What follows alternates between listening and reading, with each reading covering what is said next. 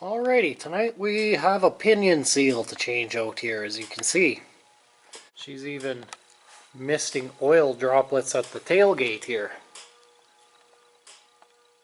First things first, I'm going to whip off these 4 bolts here. Get this drive shaft separated from the pinion. Then we got to remove the big nut that's in there, which we'll get to when we get to it. Oh, I almost forgot one of the most important things. Mark the drive shaft to the yoke. We don't want to accidentally get that thing flipped around. Mess up the balance of everything. There we go, we got our drive shaft off. Took that hammer, just beat on this drive shaft this way. Now we got to deal with this gigantic friggin' nut here. And it can't be like a big fancy impact socket. It's got to be a cheapo thin wall socket, or else it won't fit inside of that little spot where that nut is. There seems to be a bunch of mud caked up around it here. I'll clean that out and see if I got a socket that fits that. Well, an 1 7/8" socket fits the bill.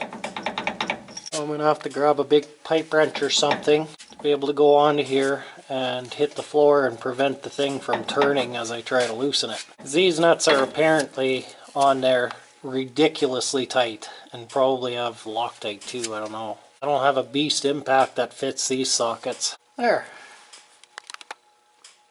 I knew that oversized pipe wrench would come in handy when I saw it in the scrapyard. Really?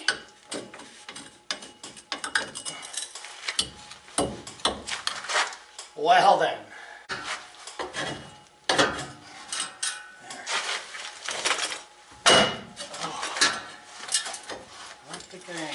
Oh, it cracked loose! I'll be darned. Thought I broke the ratchet. Got a nice custom curve to our cheater bar now.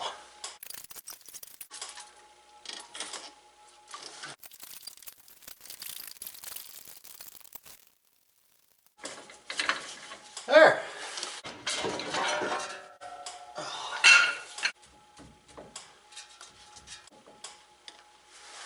Well, luckily the bearing doesn't seem to have any place, so we should be able to get away with just changing the seal. I guess we'll find out in a few months, eh?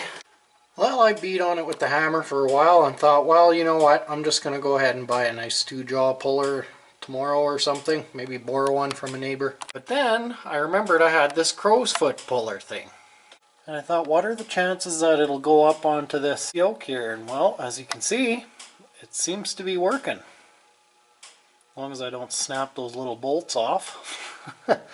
I don't think I will though. I was able to get it out just a tiny little bit with the hammer, and you know, I'm just moderately tapping on the thing. I can't even get much of a swing under here. So I'm thinking if it's coming off that easy, I don't think that should be too much stress for these little guys. And then of course we're going to level 10 with the big impact on the puller. Gotta give that puller a run for its money, man. See if it's worth having around.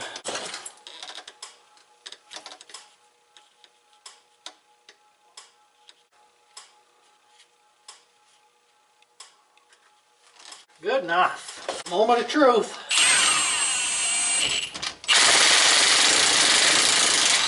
Oh, like butter. There she be. I never thought I didn't mark the position of the yoke to the differential housing. I hope that doesn't matter. Oh. Now we can kind of see our seal here. It honestly doesn't look that bad. Huh? It doesn't have any parts ripped out of it. I don't know if that's a good sign or a bad sign. We're gonna fight that seal out of there next. Oh frick. When I grabbed this thing and I was looking at it, I did grease it at least right here, but I was looking at it and I was thinking, man, I think there's supposed to be something else to this. Yeah, this part. So you don't damage this. You just put a bunch of grease in this thing. Oh well, I don't think I damaged it. Gotta love not knowing what you're doing. Keeps things interesting.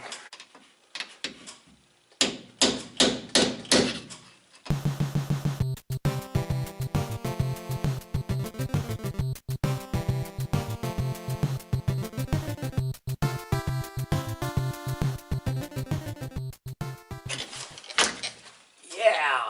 Uh-oh! There's a big piece still leak. Feels like there's a little bit of RTV around the outer edge of this, where the seal used to be.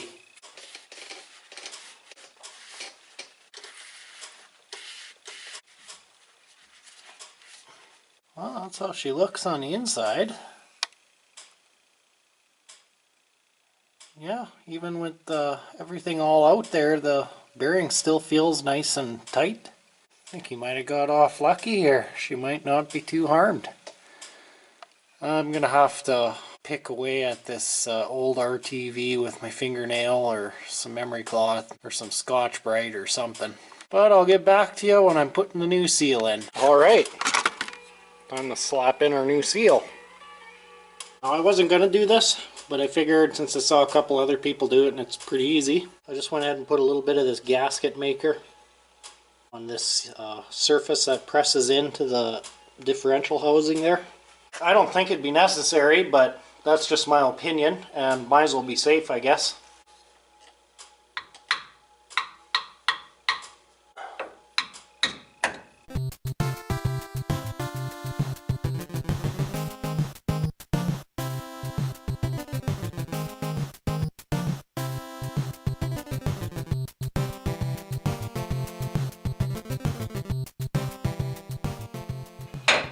She's in there now, boy. Well, I cleaned up this yoke here and the splines, and yeah, I didn't even really think of this, but she is fairly chewed up where the seal rides. Although it wasn't very hard to get this yoke off, I'm kind of thinking I might just leave it, and if it still leaks profusely, then we'll look into getting a sleeve for this. Actually, if you look closely, it looks like there was already a sleeve on this yoke. That's what it looks like to me. Yeah, didn't even think of that. We gotta kind of get this truck going like today, so I'm not about to hold it up in the shop for another 5 days until they can get this sleeve in. We're just gonna go ahead and give it a try.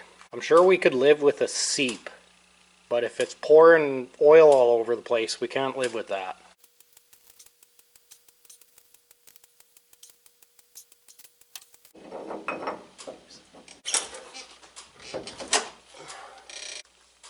I went ahead and greased up the face of this nut in this washer so everything can spin nicely.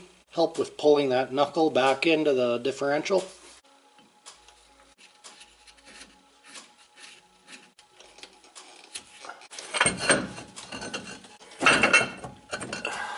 Okay, let's see if this works.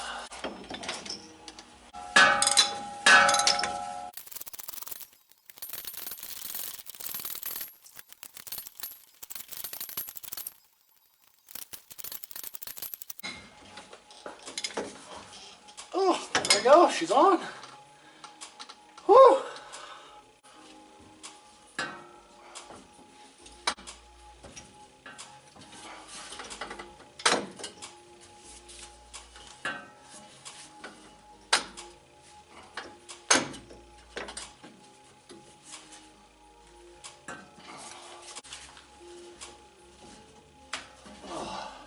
Nice and torqued up, 100% factory spec. Basically as much as I could with that wrench and this cheater bar. You can see I bent the crap out of it there, giving her the extra torque. I'll give you guys an update when that drive shaft's all snugged back up there. Well, we're filling her up. I'm just putting some cheapo 80/90 non-synthetic in it for now. I'm going to take her for a nice good boot with this oil in it. It'll do kind of two things. It'll tell me if that seal is going to still pour oil out all over the place or if it seems to be fixed before I put the extra expensive limited slip synthetic oil in it. And then if it doesn't leak and everything's good, I'll go ahead and suck this old oil out again. It'll kind of help be an extra flush for that old diff. So then she'll just be ultra mega clean in there. Well, booted around with her for probably close to an hour. I'm happy to report that she seems to be fixed for the most part.